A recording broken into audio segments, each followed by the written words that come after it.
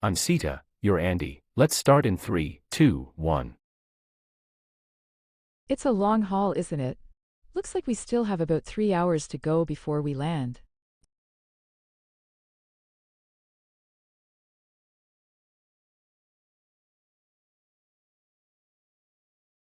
Don't worry, the weather is clear today. The turbulence should be minimal. Are you heading to Narita for a vacation?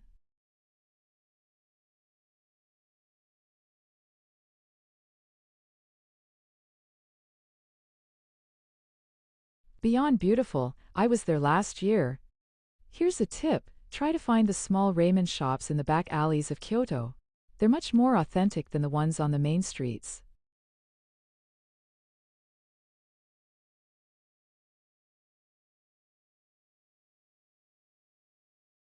Unfortunately, yes, I have a meeting in Tokyo, but I'm planning to steal a day for myself just to wander around Akihabara.